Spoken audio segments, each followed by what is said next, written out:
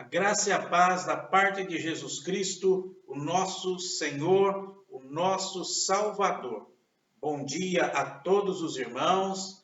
Nós iniciamos mais uma escola bíblica dominical na presença do nosso Deus, agradecidos porque Ele tem nos fortalecido, tem nos sustentado, e por isso nós devemos ser sempre gratos a Deus, porque até aqui, como diz a palavra, né? Ele nos ajudou. Louvado seja o nome do Senhor.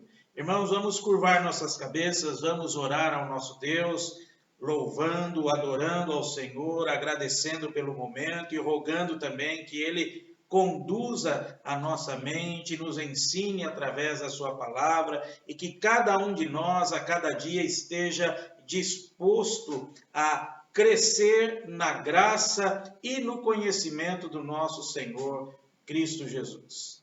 Ó Deus de glória, Deus de poder, exaltamos ao teu santo e excelso nome, porque tu és merecedor de toda adoração.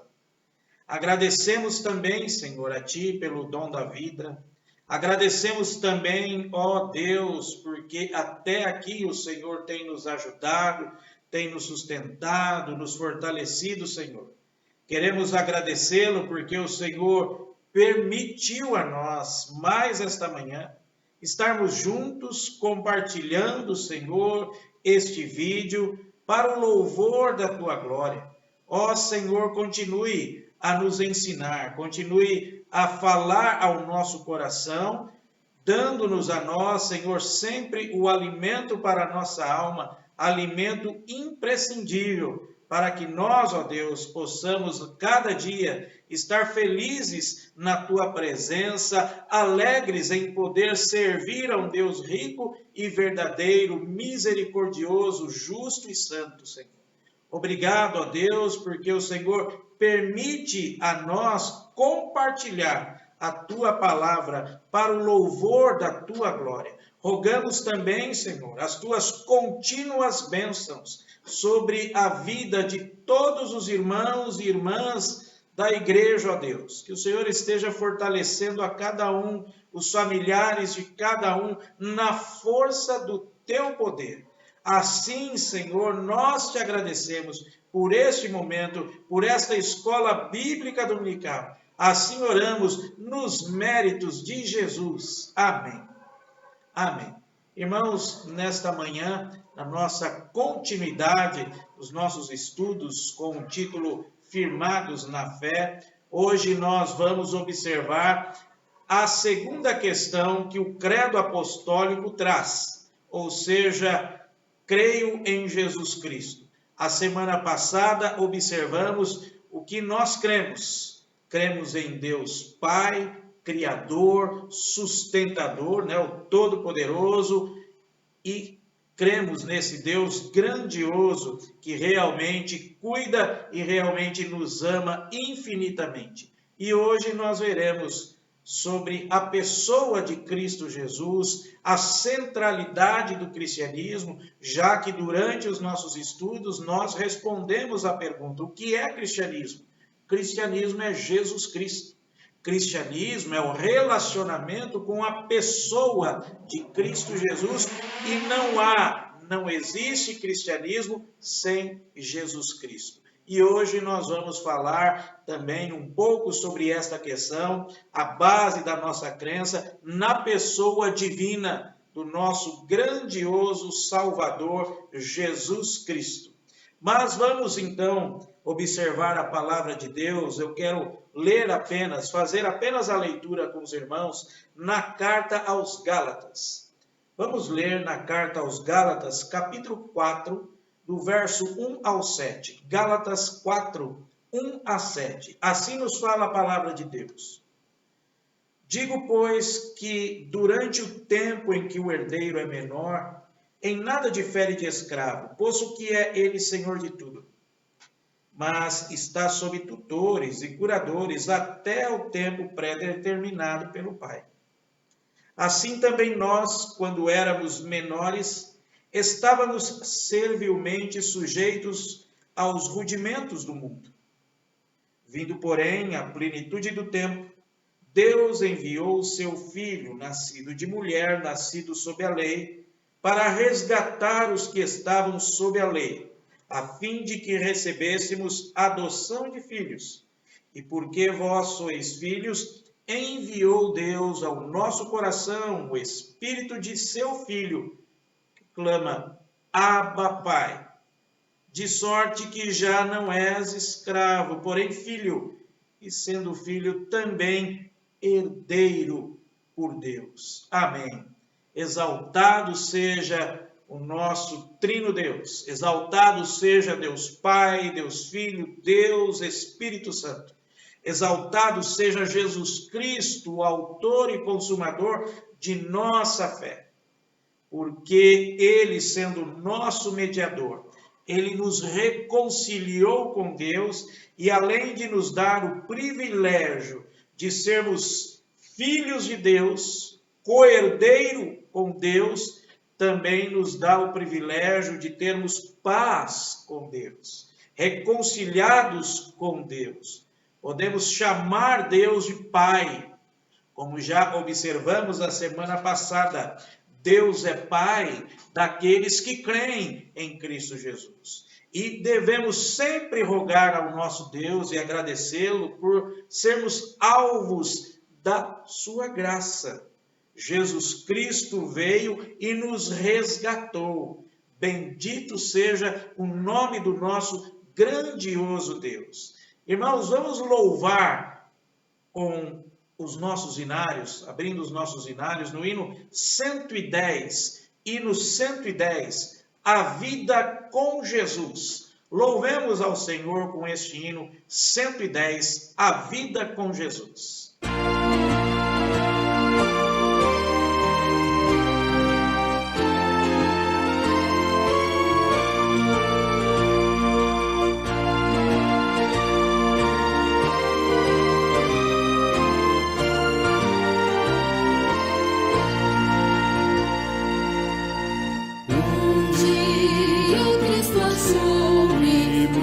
Longe do meu lar, perdido.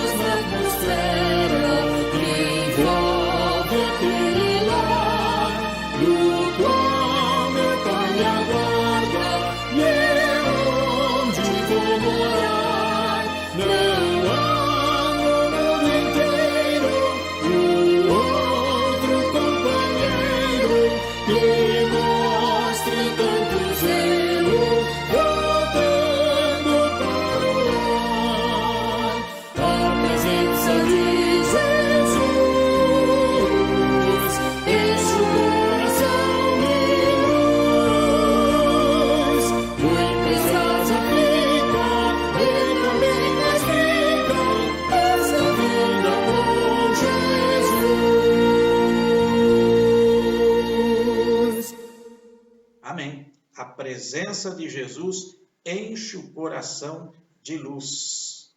Que nós possamos realmente ter sempre essa consciência e agradecê-lo, como o autor desse hino disse no início, tá? Um dia Jesus achou-me.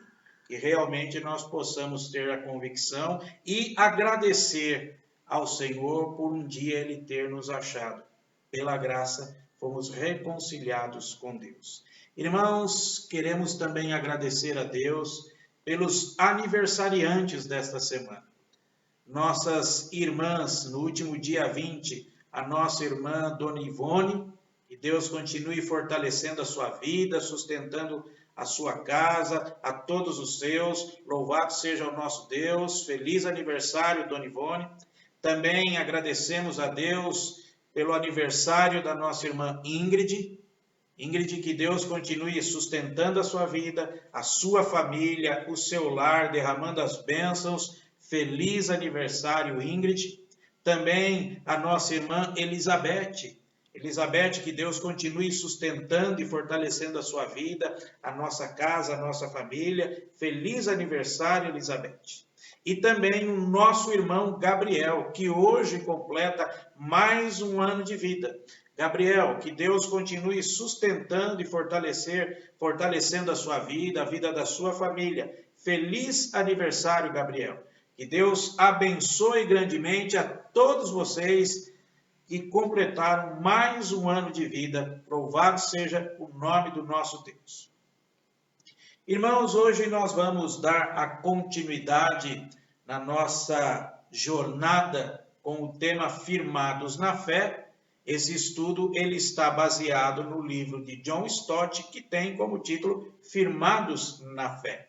E os irmãos têm observado nesses últimos domingos, então, que nós estamos baseando os nossos estudos sobre este tema, Firmados na Fé. A gente observou o começo da vida cristã, né? Como se tornar um cristão, como se ter certeza de que é cristão. Vimos a necessidade do crescimento espiritual e vimos também a resposta importante para uma pergunta crucial.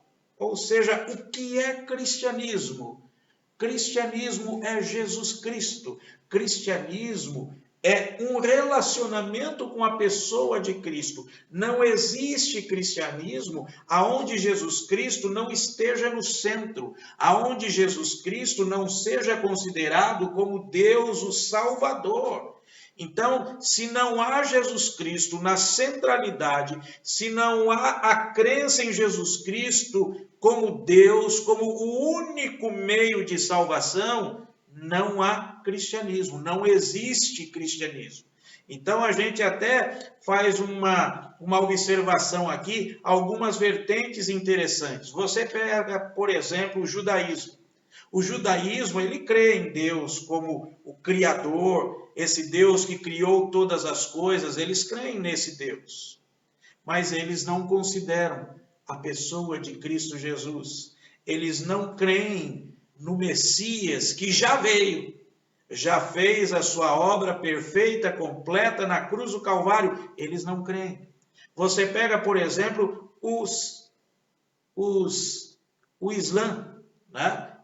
Eles não creem em Jesus Cristo como o Senhor, o Salvador. Eles creem em Alá, eles creem nesse Deus sustentador, mas eles não veem a centralidade de Cristo Jesus. Então, essas duas vertentes, elas não podem ser consideradas cristãs, pois quando se nega o fato de que Jesus Cristo é o nosso Deus Salvador, não há cristianismo. Então, o cristianismo é Jesus Cristo. Semana passada, a gente observou a respeito com o tema o que creem os cristãos. Né? Em que creem os cristãos? Então, é uma pergunta também que muitos fazem.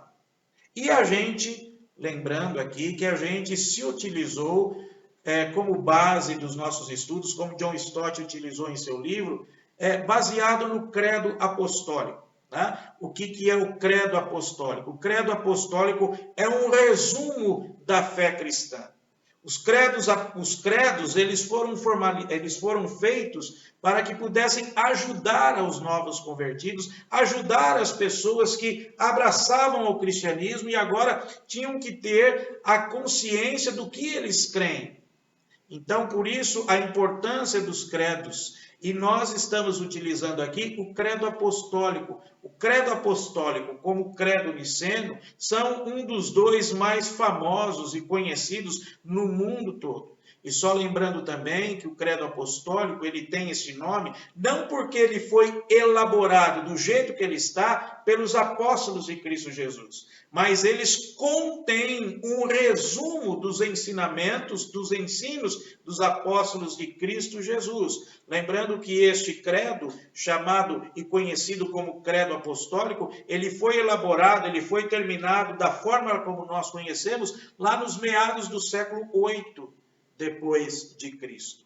Mas a importância dos credos é exatamente para auxiliar, é para dar um resumo daquilo que nós cremos, em quem os cristãos creem. E a semana passada, então, até observamos aí, o credo apostólico, ele começa dizendo lá, creio em Deus Pai.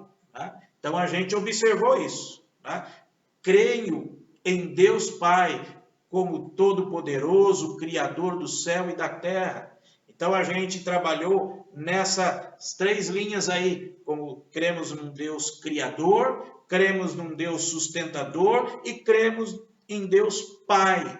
Observamos esses aspectos interessantes em que creem os cristãos, como diz aqui o nosso credo apostólico, tá? Como diz ali, creio em Deus Pai, Todo-Poderoso, Criador do céu e da terra.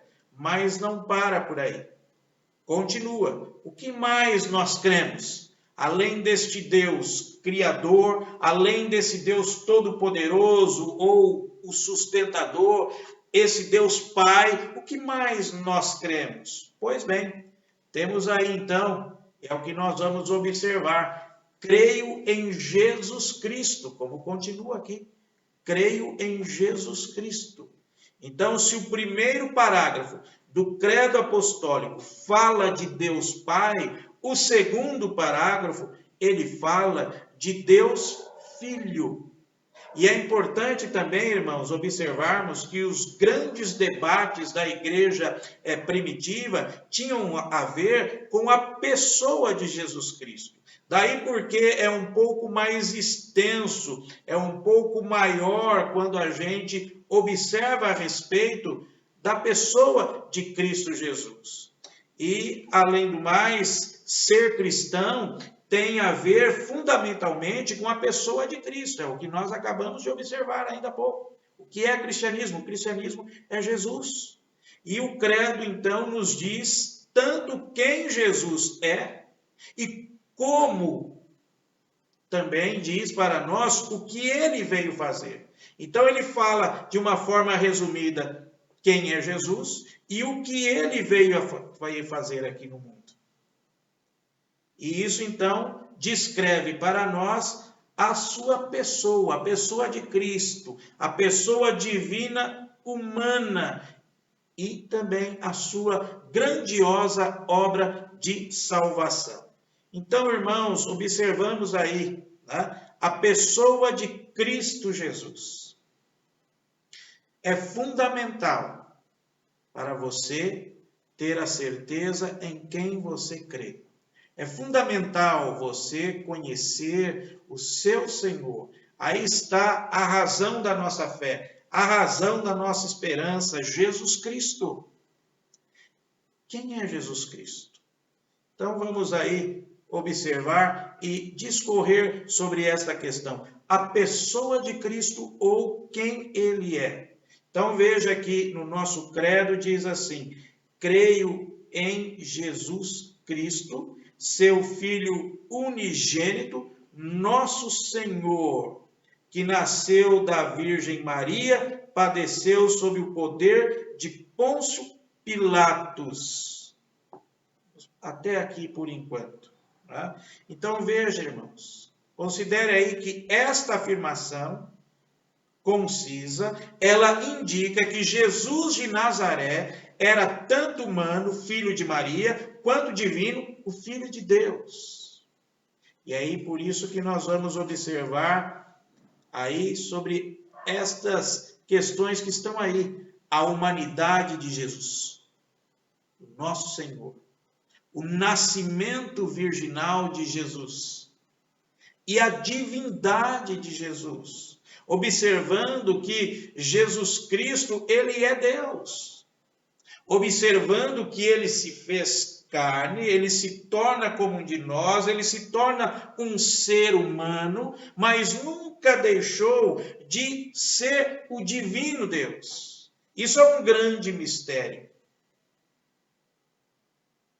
Talvez na eternidade tudo isso vai ficar nítido para nós, mas isso também não é nenhum motivo de embaraço para a nossa fé, e muito menos questão de confusão ou questão de decepção, porque nós pela fé cremos que Deus, que o nosso Deus se fez carne e habitou entre nós. Cremos pela fé que Jesus Cristo é tanto humano como divino. Louvado seja o nome do nosso grandioso Deus. Irmãos, observamos então essa questão da humanidade de Jesus Cristo. Os evangelhos deixam claro que o carpinteiro, profeta de Nazaré, da Galileia, era verdadeiramente humano. Nasceu de uma mãe humana, foi menino, adolescente, tornou-se adulto, assim como um de nós. Ou seja, Jesus Cristo, ele teve todo o processo que um ser humano tem, todas as fases da vida. Ele tinha um corpo humano, que sentia fome, sentia sede. Além do mais, o esforço de seu ministério ininterrupto o fatigava, trazia cansaço a ele. Ele sentou-se ao lado do poço para descansar, adormeceu no barco, deitando ali no barco. Então, observe, são todas essas implicações que um ser humano tem. Tão intensa foi a sua agonia lá no Getsêmani, que o suor que escorria de seu corpo parecia gota de sangue. Finalmente, a crucificação o matou. O seu cadáver foi tirado da cruz, envolvido em lençóis e deitado em um túmulo, evidências da sua humanidade. Jesus tinha, do mesmo modo, emoções humanas. Além de ter um corpo humano e emoções humanas, ele também tinha espírito humano. E as provas de sua total humanidade são conclusivas. Sem dúvida, ele era o homem Cristo Jesus. Olha só o que nos diz a primeira carta de Paulo a Timóteo. Primeira carta de Paulo a Timóteo, versículo 1 Timóteo capítulo 2, versículo 5. Olha só o que nos diz, 1 Timóteo 2, 5. Portanto, há um só Deus e um só mediador entre Deus e os homens, Cristo Jesus, homem. Portanto, há um só Deus e um só mediador entre Deus e os homens, Cristo Jesus, homem. Então, a sua humanidade, ela é perfeitamente compreensível. Observamos também o nascimento, sobre a questão do nascimento virginal de Jesus Cristo. O credo indica, quando a gente observa aqui, não é? Creio em Jesus Cristo, seu único Filho, nosso Senhor, o qual foi concebido por obra do Espírito Santo, nasceu da Virgem Maria. Então veja que o credo, ele indica também a origem da humanidade de Jesus Cristo, isto é, que ele foi concebido pelo Espírito Santo, nasceu da Virgem Maria. O nascimento de Jesus, ele foi completamente normal e natural. O que foi anormal e sobrenatural foi a sua concepção pelo Espírito Santo, enquanto sua mãe Maria ainda era virgem. Os evangelhos de Mateus e Lucas nos dão um registro sério deste evento milagroso. A gente observa que em Mateus ele dá ênfase sobre a vida de José. Já Lucas, ele dá ênfase a Maria. Marcos e João, eles não registram um nascimento virginal, mas isso não prova que eles não conheciam, não tivessem conhecimento desse fato verdadeiro. Eles optam por começar a sua história com João Batista e não fazem referência alguma ao nascimento ou à infância de Jesus. Mas isso também não dá margem para que as pessoas, os maldosos, os descrentes digam, olha, está vendo? Eles acham que não acreditavam no nascimento virginal de Cristo. Não é nada disso. Apenas foi uma questão de foco, de objetivos diferentes. Mateus e Lucas registram para nós os procedimentos, registra para nós o acontecimento do nascimento de Cristo Jesus. Já Marcos e João, eles optam por iniciar a história de Cristo Jesus, começando por João Batista. Apenas uma questão de foco.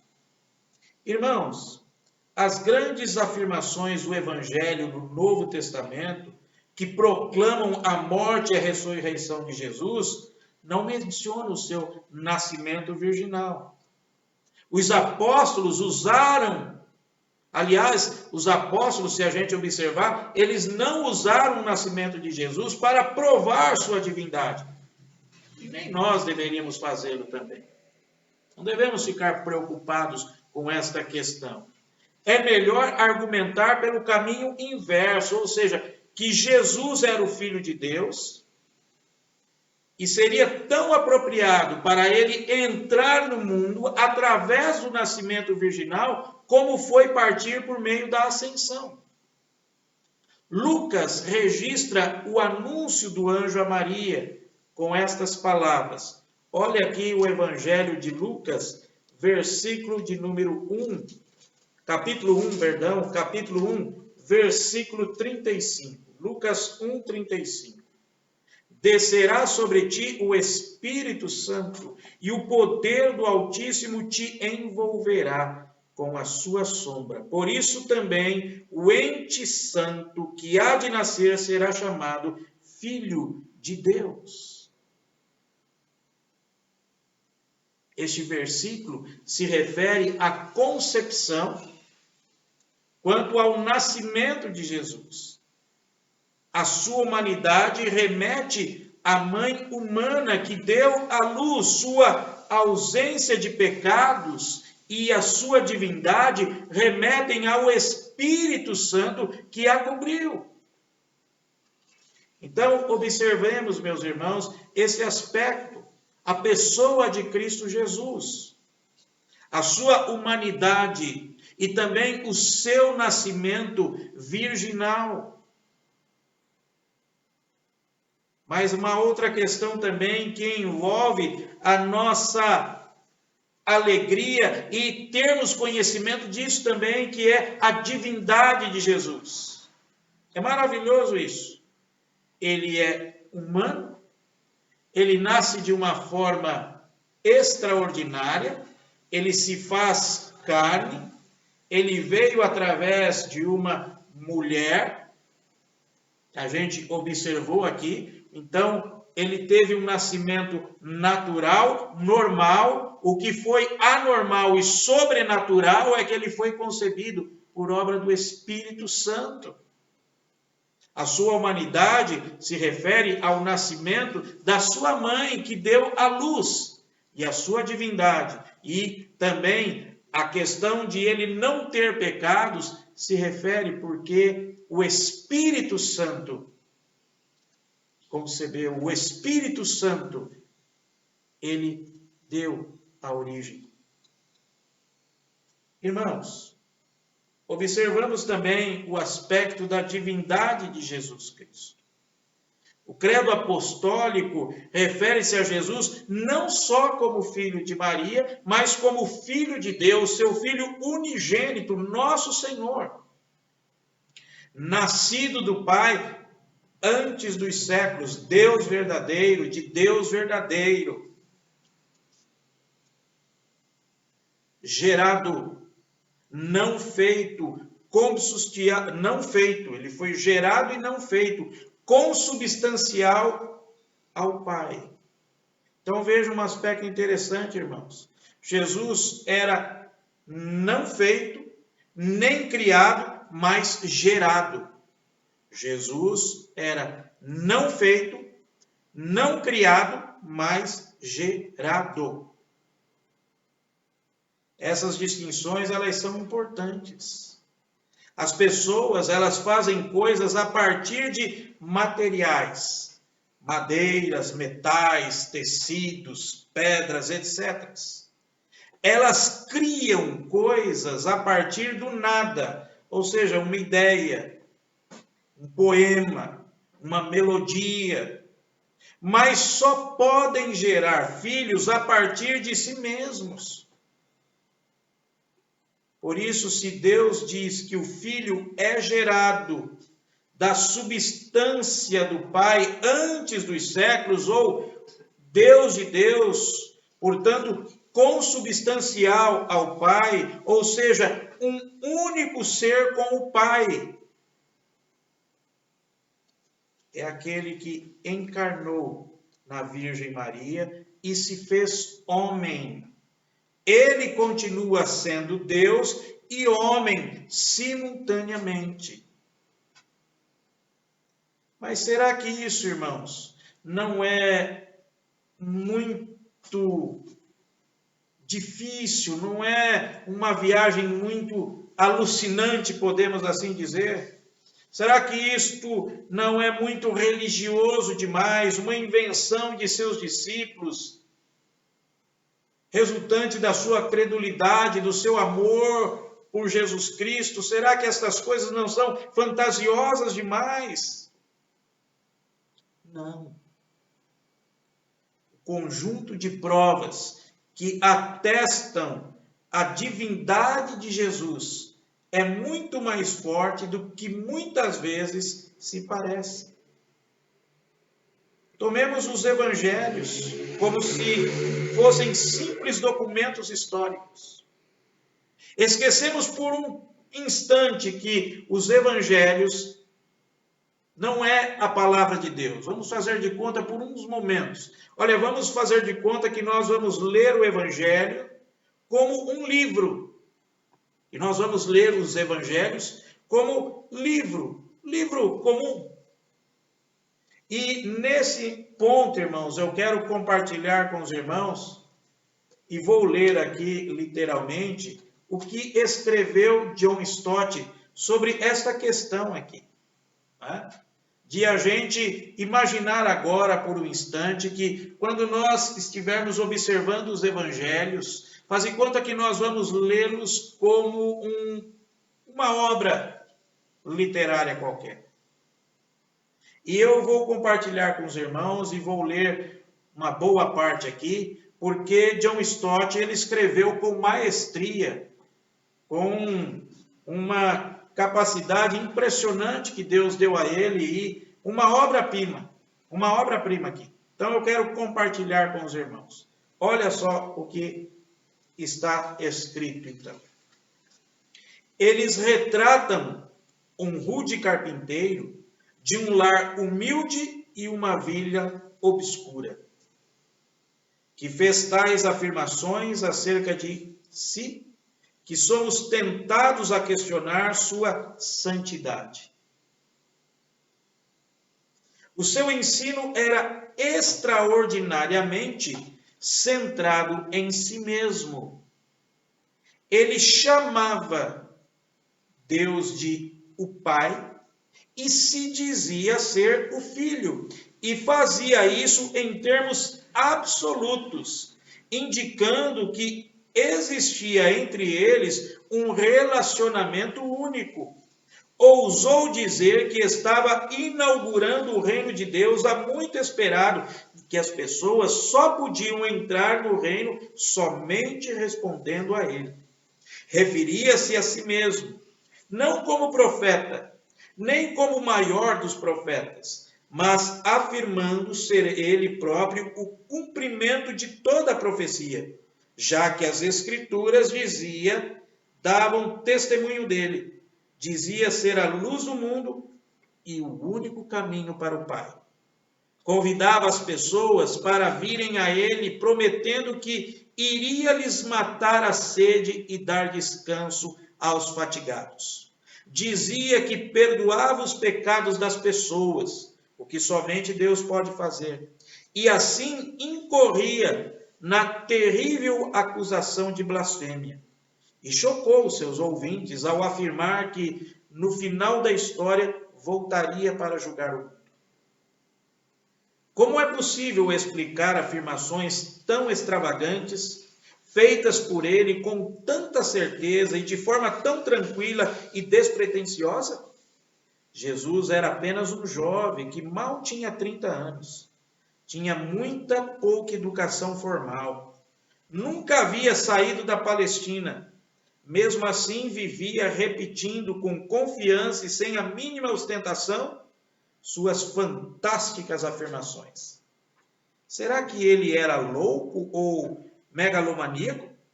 Seria um maníaco com ideias fixas sobre si mesmo? Essa sugestão aparece de vez em quando, mas é inconsistente. Ele não mostrava sinais de fanatismo, muito menos de psicose. Além do mais, quem sofre de alucinações não engana ninguém além de si mesmo, enquanto Jesus convenceu milhões. A razão é que não havia incoerência entre suas informações e seu caráter. Pelo contrário, ele parecia ser realmente quem afirmava ser. Analisemos sua modéstia. Quando uma pessoa é psicótica, ela é obcecada consigo mesma. Se achar que é importante, ela se comporta como tal. Mas é justamente neste ponto que Jesus confunde seus críticos. Afinal, mesmo acreditando que era alguém, ele agia como se não fosse ninguém. Declarando ser o Filho de Deus, mesmo assim, vestiu um avental de escravo e lavou os pés dos apóstolos. O Senhor deles se tornou o servo. Além disso, ele fez amizade com os renegados da sociedade, acolheu prostitutas e tocou naqueles em quem não se podia tocar.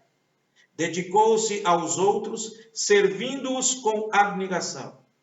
E então submeteu-se à prisão, a julgamento e condenação injustos.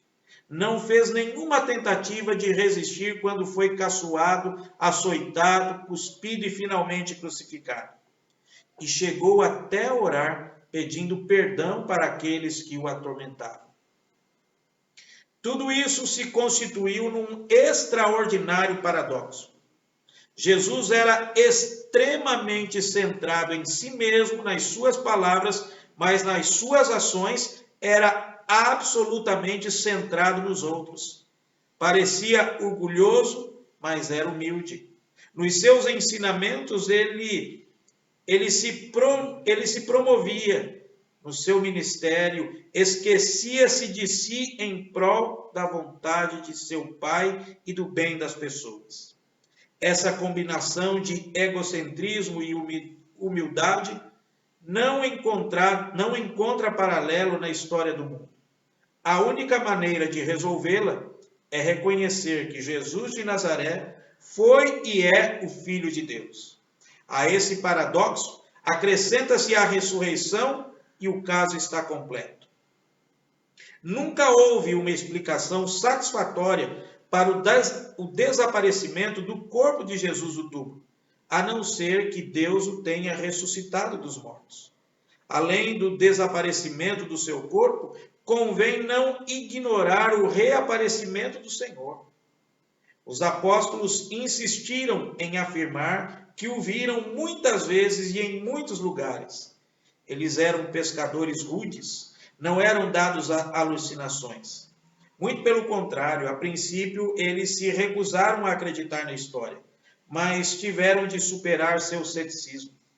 E os seus atos subsequentes corroboram a mudança que ocorreu em suas mentes. Agora eram pessoas transformadas, não mais desiludidos ou intimidados, saíram do esconderijo, confrontaram as autoridades judaicas e proclamaram a Jesus e sua ressurreição com toda ousadia, dispostos a correr o risco de serem presos e mortos. Nada pode explicar adequadamente essas coisas, a não ser que ele tenha de fato ressuscitado dos mortos. Portanto, ele era mesmo filho de Deus, assim como era também filho de Maria.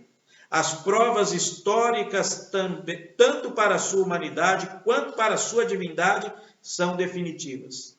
Além do mais, os credos sabiamente afirmam essas duas verdades sobre ele, sem tentar conciliá-las.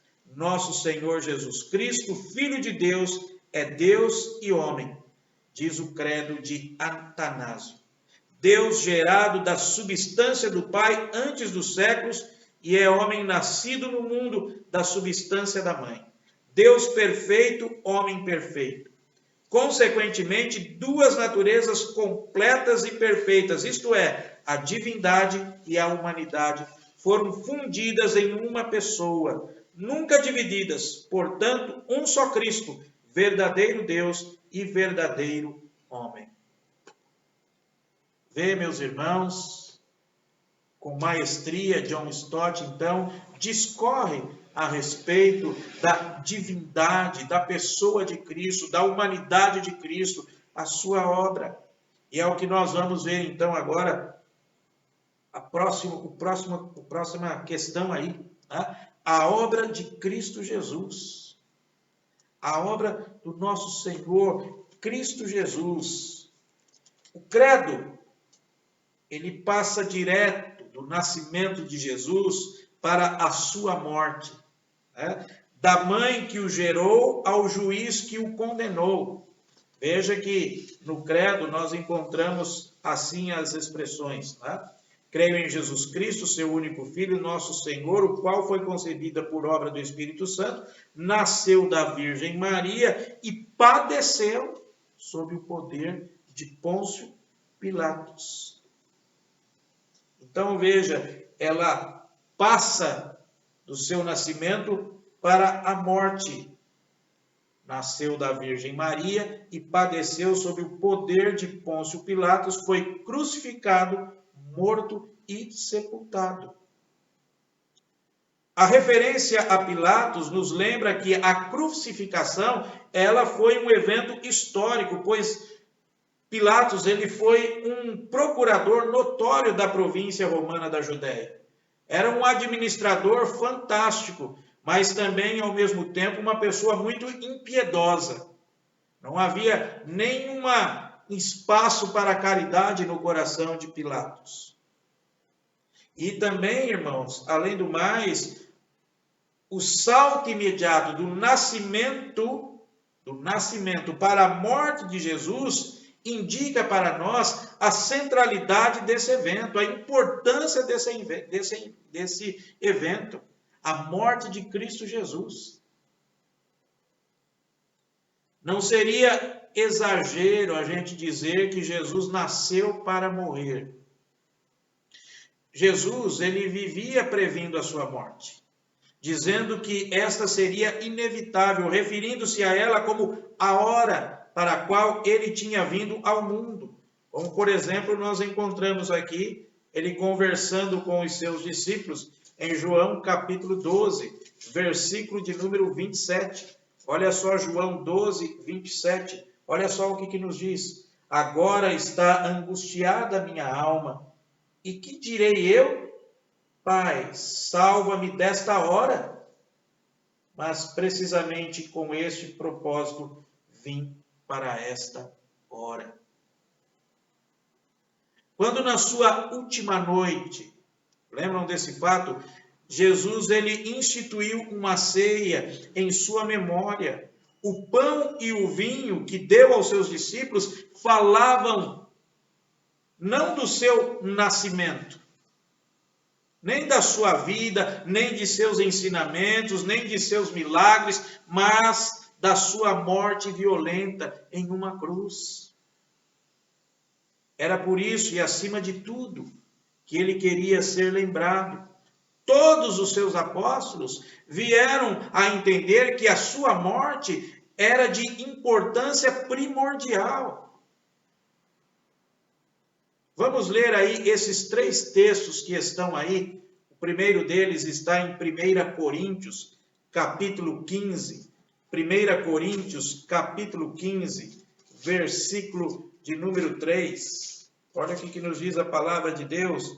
Antes de tudo, vos entreguei o que também recebi, que Cristo morreu pelos nossos pecados, segundo as Escrituras.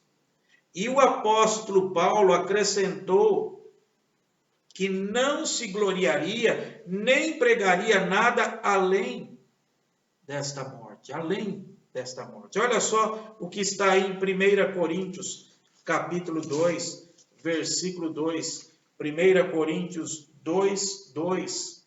Porque decidi nada saber entre vós, senão a Jesus Cristo e este crucificado. E também Gálatas, capítulo 6, versículo 14. Gálatas 6, 14. Olha só o que nos diz a palavra de Deus. Mas longe esteja de mim gloriar-me, senão na cruz de nosso Senhor Jesus Cristo, pelo qual o mundo está crucificado para mim, e eu para o mundo.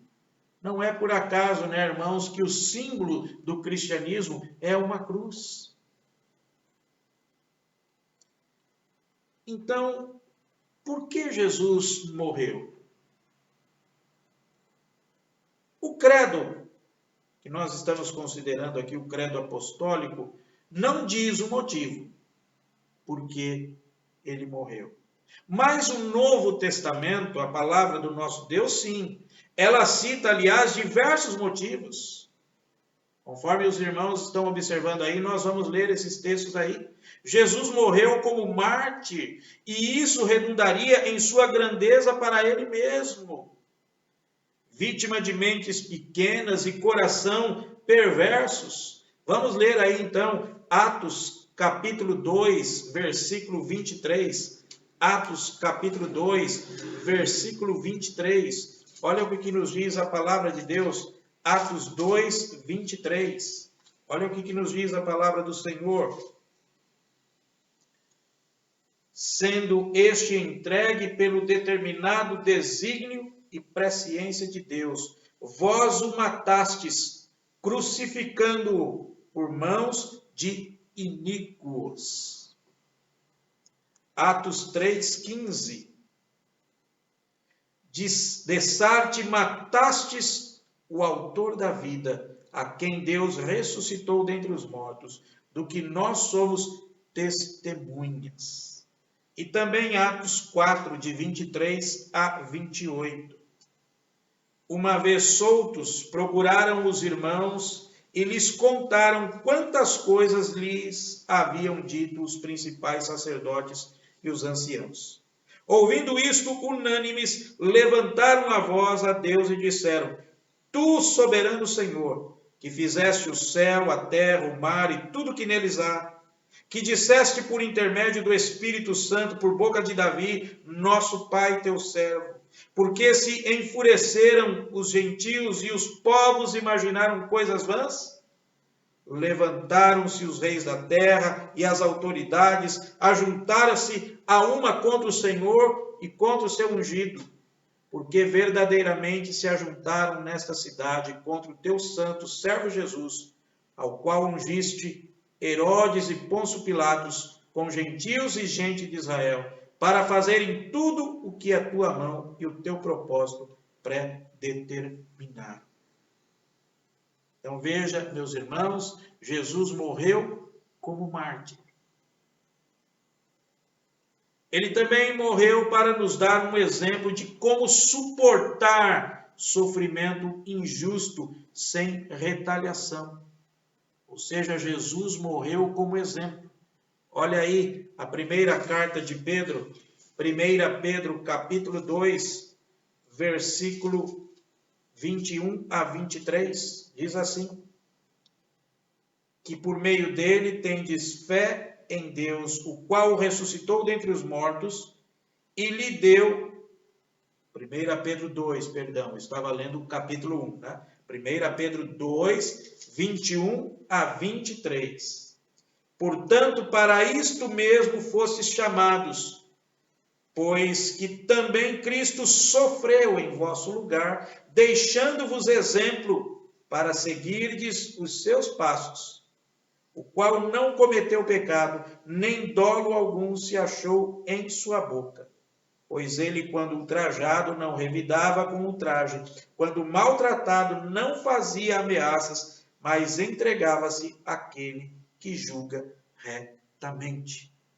Jesus morreu como mártir, Jesus morreu como exemplo e Jesus morreu como revelação.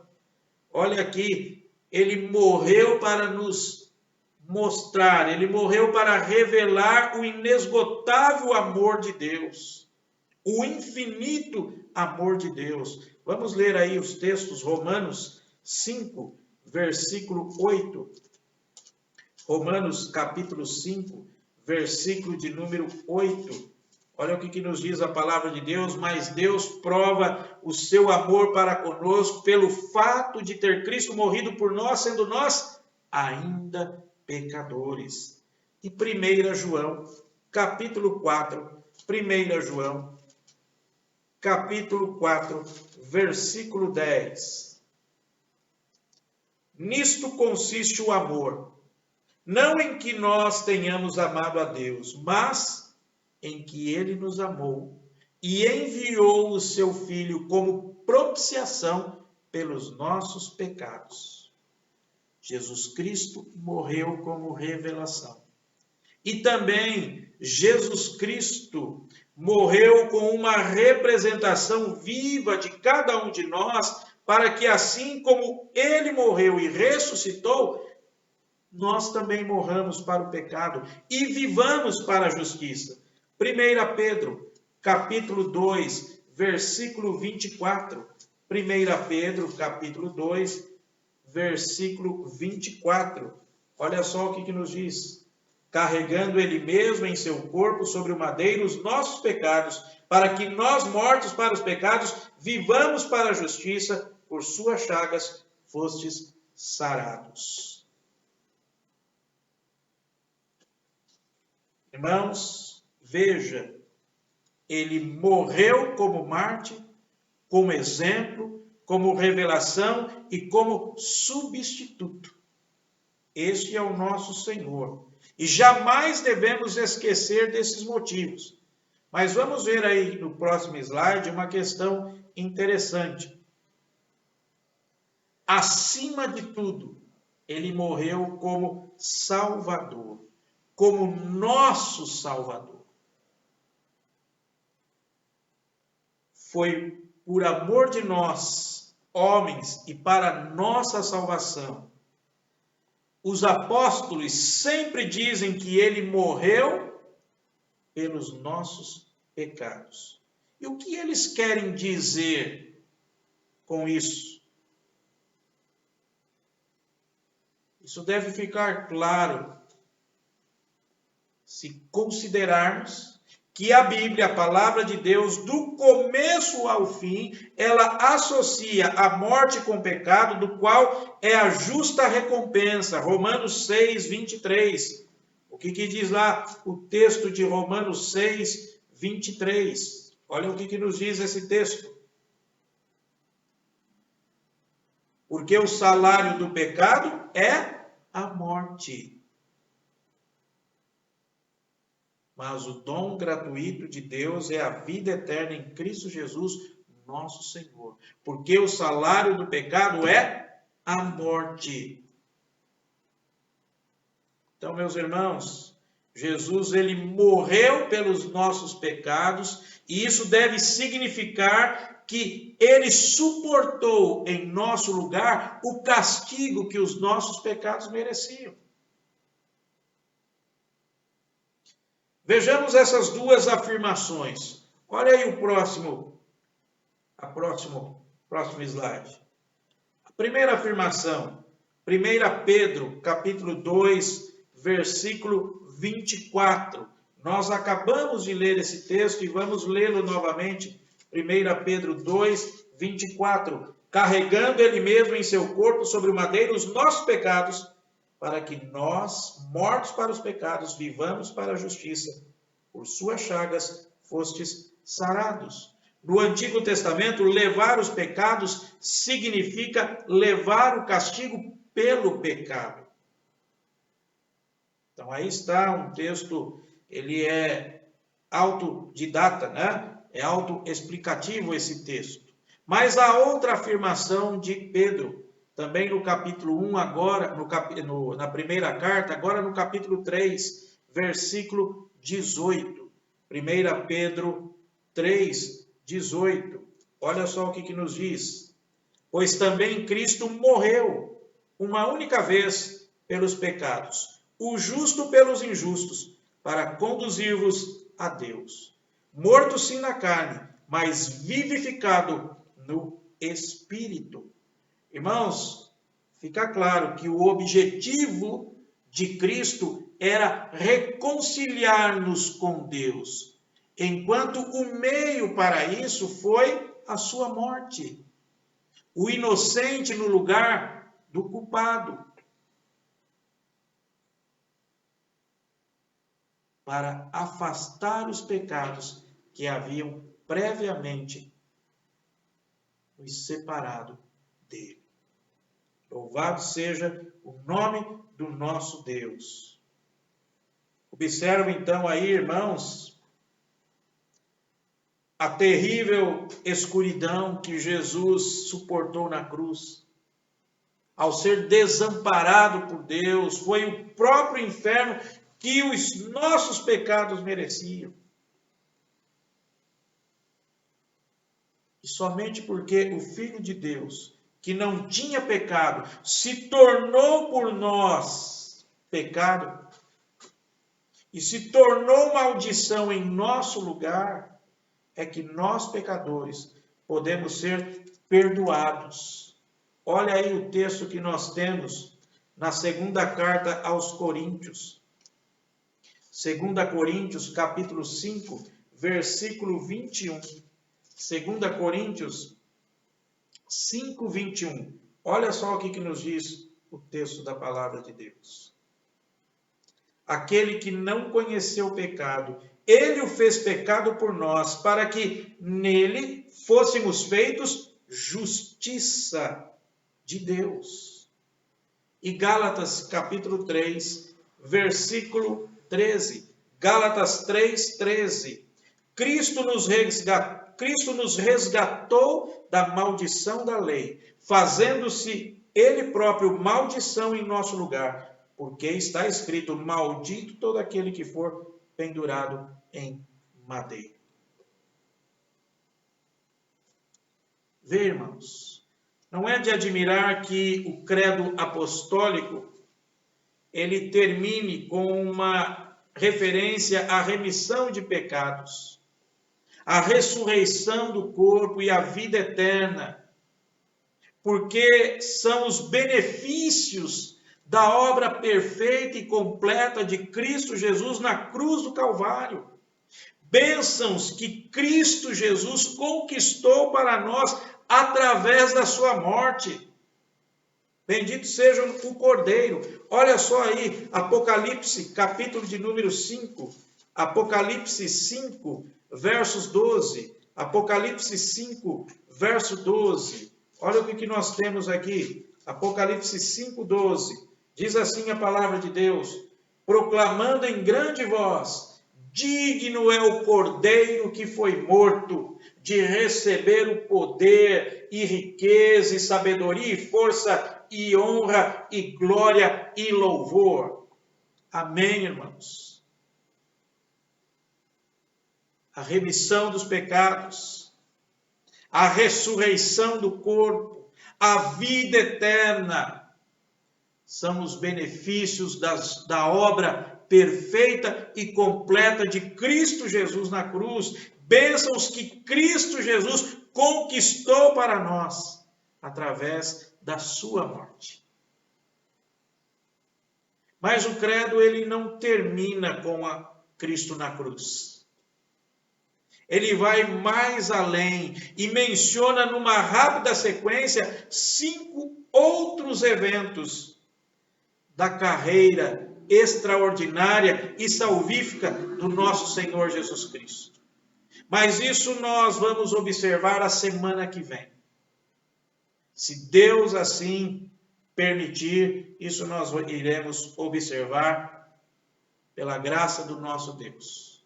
Louvamos e agradecemos ao Senhor. Ó Jesus Cristo, bendito seja o nome da tua glória, que ultrapassa todo o nosso bem-dizer, todo o nosso louvor.